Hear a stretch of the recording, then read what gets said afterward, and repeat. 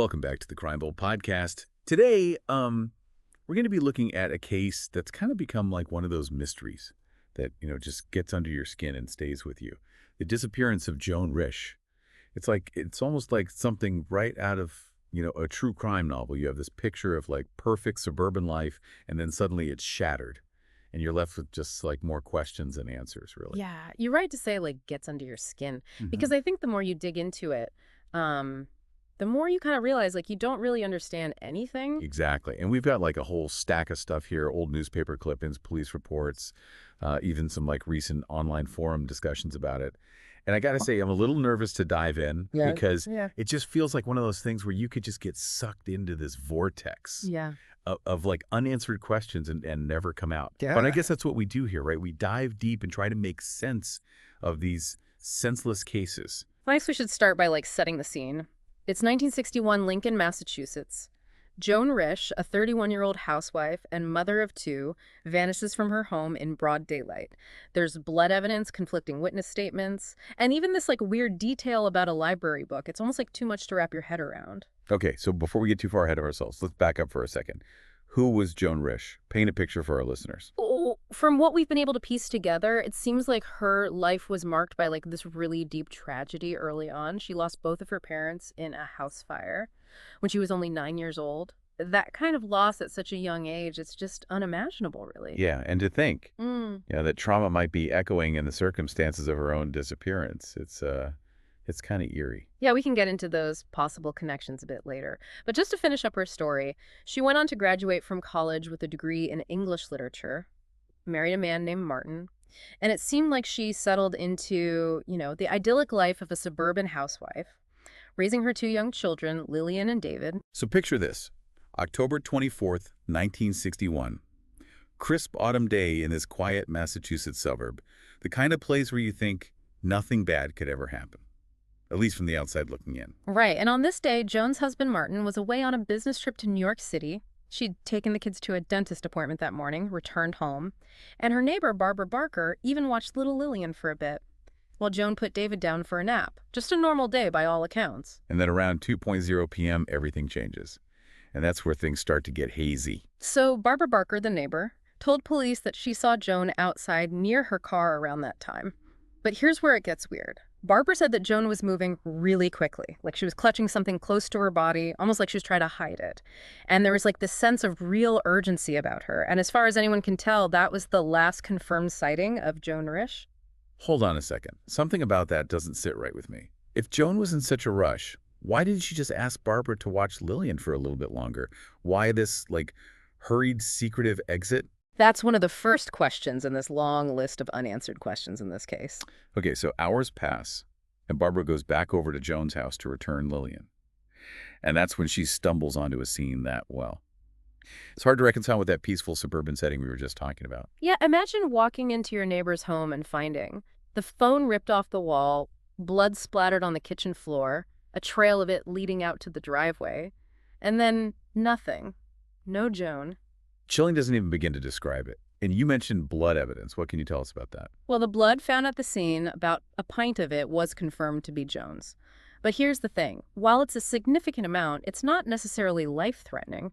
Forensics estimated that that kind of blood loss could result from a deep cut, maybe a severe blow to the head, but not necessarily a fatal wound. So we're left with this image of a struggle, an injury, and then what? Did someone drag her away? Did she manage to drive herself somewhere? Did she even leave at all? The trail quite literally runs cold at the driveway. It's a real head-scratcher, isn't it? I mean, we have this evidence of a struggle, a pretty serious injury. And then, poof, nothing. Like she just vanished. It really is like one of those puzzles where you're missing half the pieces, and you don't even know what the picture's supposed to look like. Exactly. So let's look at the pieces we do have for a second. That blood trail, for instance, starts in the kitchen, goes down the hallway, and then just stops abruptly at the driveway. There's no drag marks, no signs of a struggle outside the house. You mentioned before that the amount of blood wasn't necessarily life-threatening, but what are we even talking about here? I mean, could she have walked? Could she have driven in that condition? Well, the forensics suggests that it could have been something like a deep gash, maybe from a sharp object, or a really forceful blow to the head. It would have been painful for sure, debilitating even. but not impossible for her to move around, at least for a short time. Okay, so let's say she did manage to leave on her own. Where would she even go? I mean, she was last seen wearing a blouse and a skirt, no coat or anything. And remember, it was October in Massachusetts. It was starting to get cold. Doesn't exactly scream running away to start a new life, does it? No, not really. And that brings up another important point. The search for Joan was huge. I mean, you had authorities, neighbors, volunteers. Everyone was out there looking for days, weeks even. But they found nothing. Wait, what about those search dogs? I remember you saying they lost her scent at the driveway. Isn't that unusual? Incredibly unusual. Scent hounds are really good at what they do. They can follow a trail for miles, even days after it was made. So for them to just lose the scent that abruptly, it suggests one of two things. Either Joan got into a vehicle right there in the driveway, Or something interfered with the scent. Rain, maybe. Or a sudden change in wind direction. Was there anything in the police reports about the weather that day? See, you're thinking like a detective now. And you're right, those are all things that can mess with the scent trail. But the reports say that the weather that day was clear and calm. No rain, no strong winds. So scratch that theory. We're back to an injured woman disappearing without a trace. From her own driveway, and the more we talk about it, the weirder it gets. It's the kind of case that just creates theories. And trust me, this one has a lot of them. Some people think Joan was abducted, maybe by someone she knew. Others think she might have staged her own disappearance. And then there's the theory that her childhood trauma played a role. You know, that horrific house fire? But let's break those down, starting with abduction. I mean, it makes sense given the scene at the house.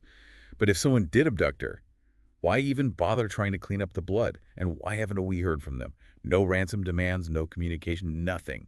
It just doesn't add up. You're right to be skeptical. And there's also the fact that there were no signs of forced entry. If someone broke in to take Joan, wouldn't there have been more of a struggle? More evidence of a fight? Unless she knew her attacker.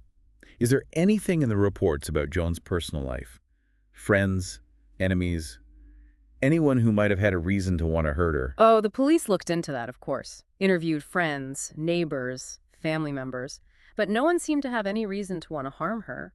Everyone described her as a quiet woman, devoted mother, someone who kept to herself.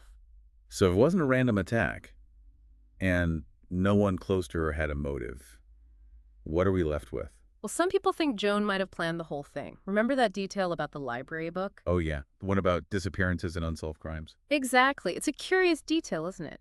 Was she doing research for a novel? Or was she maybe fascinated by these stories for another reason? You're saying she might have used those books Oh. as like a guide for her own disappearance. But why? She had a good life, 2 young children. What would make someone abandon all of that? That's the million-dollar question, isn't it? I mean, we only ever see the surface. There might have been things going on in Joan's life, things we don't know about, that led her to make such a drastic decision. I guess we all have our secrets. Maybe there was something hidden beneath that picture-perfect suburban life, something that pushed her to this breaking point. It's definitely possible. And then there's that other lingering question. The role of Joan's childhood trauma? The house fire. Yeah. Losing both parents in such a horrific way at such a young age. That kind of experience stays with you. It haunts you, even if you try to bury it.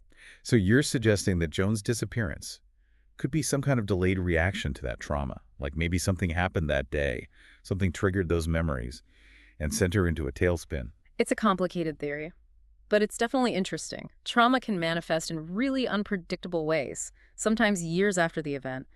What if something seemingly small to an outsider triggered a buried memory for Joan?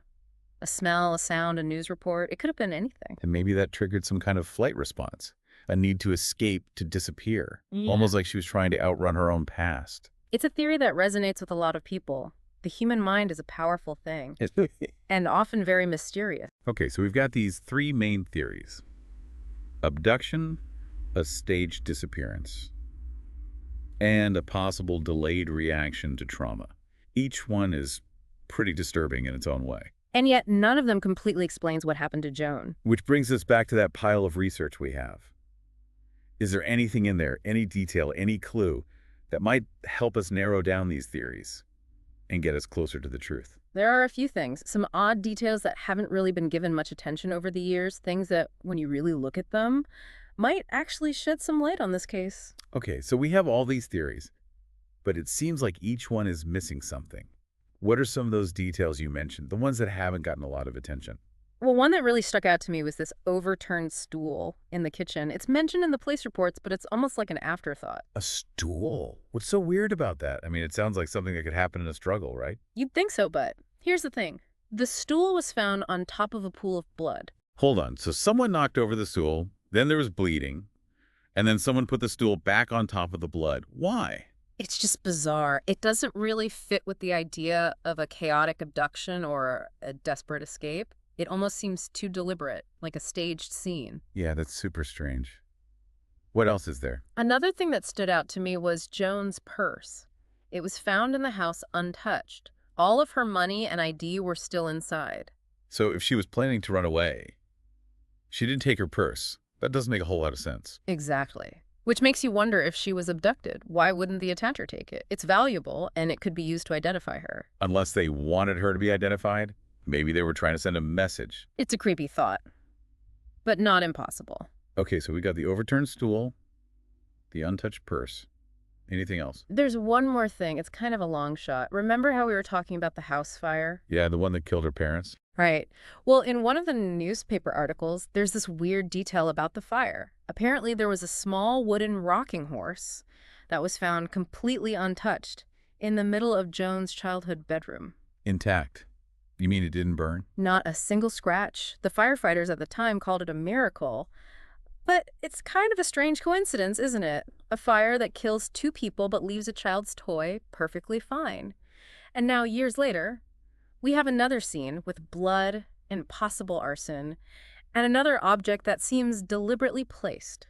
I think I see where you're going with this. Are you saying there could be a connection between the two events? Okay. Like maybe someone who knew about the rocking horse was involved in Joan's disappearance? It's just a theory, but the parallels were there. Both incidents involve fire, a sense that things were staged, and an object placed for, well, impact, I guess. This is a lot to process. We've got a missing housewife, conflicting theories.